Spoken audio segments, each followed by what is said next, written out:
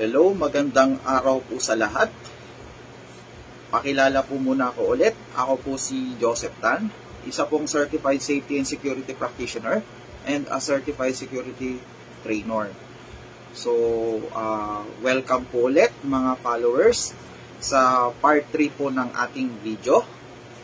So, kung titingnan po natin sa trend, galing po tayo doon sa GO number 1. Na kung saan in-explain po natin kung ano po yung ibig sabihin nito para po dun sa mga baguhan nating mga certified security professionals na gusto pong pumasok sa security industry.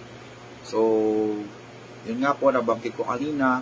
Sa GO number 2, sabi doon, to walk in an alert manner during the tour of duty, keeping on always alert, observing everything that takes place within sight or hearing.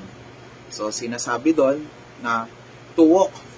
Bakit nga ba ang sinabi doon sa GO natin or sa general order natin is to walk?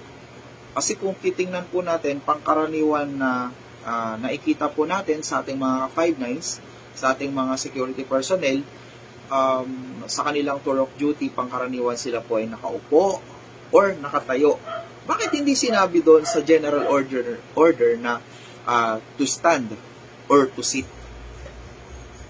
Okay. So, nabanggit ko nga una pa lang na ang 11 general orders ang basic summarization ng duties and responsibilities natin.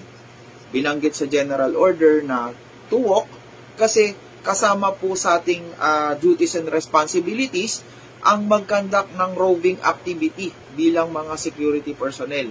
Kaya nga ang sinabi dyan, to walk in an alert manner during the tour of duty. Okay, hindi sinabing to stand or to sit. Okay.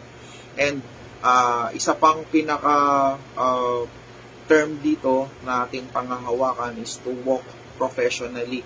Kasi bilang mga security personnel, since tayo po ay licensed, we are also considered as professionals. So we should have to walk professionally, speak professionally, and act professionally. Okay, and being a security personnel, dapat lagi po tayong alert. Okay, and may binanggit po ritong senses. Ano ba yun? Sight and hearing. So bilang mga security personnel, dapat lagi po tayong alert sa ating tour of duty. Okay, so paalala lang po ulit, bilang isang licensed security training instructor, we are also conducting trainings like train now, pay later, para po dun sa mga ka-5-9 po natin na gusto pong magkaroon ng license, magkaroon ng proper training, and pati na rin po ng posting. Okay, so for more info, pwede naman po kayong mag-message sa aming FB page. Andyan lamang po. And don't forget to like and share. Magandang araw po ulit.